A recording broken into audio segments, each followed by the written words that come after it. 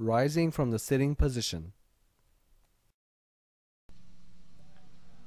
For the prayers that have more than one sitting, we rise up after the tashahhud for the third rak'ah or unit of prayer. To rise from the sitting position, one says, Allahu Akbar, raising their hands similarly to the opening takbir. The hands then return to the chest position. Allahu Akbar. The final sitting and the taslim. In the final sitting, we recite the tashahhud and then continue to send blessings on the Prophet sallallahu alaihi wasallam.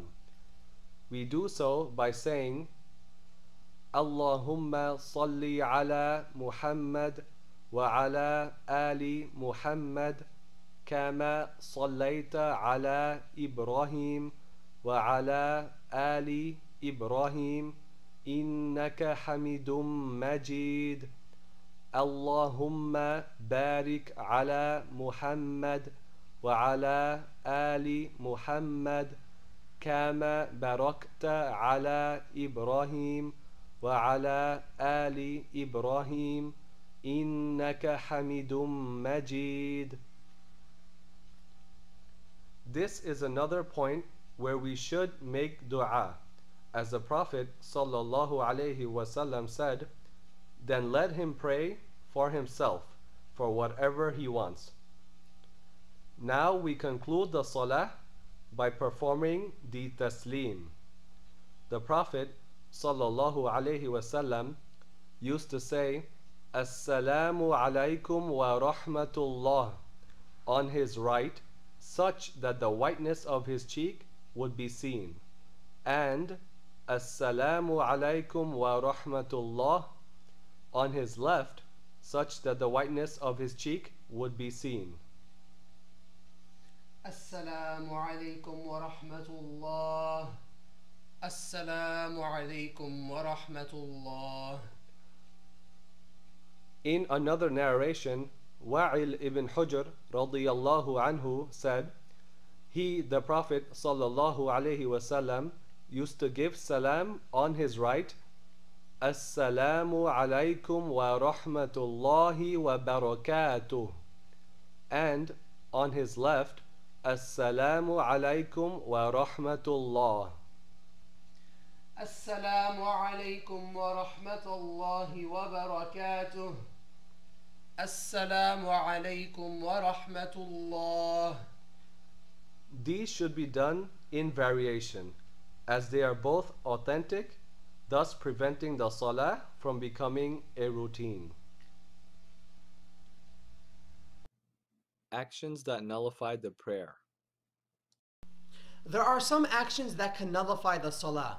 Amongst them include talking intentionally, not facing the qibla, doing anything which may break the state of purification or wudu, multiple actions within the salah without a need, intentionally increasing in a pillar or a rukun of the salah, laughing, and finally disrupting the sequence of the salah intentionally.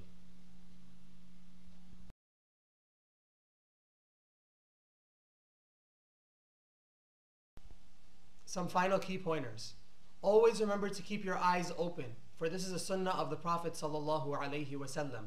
Stare at your sujood spot, and remember to keep your eyes open in sujood as well, for inshallah our eyes will bear as witnesses for us.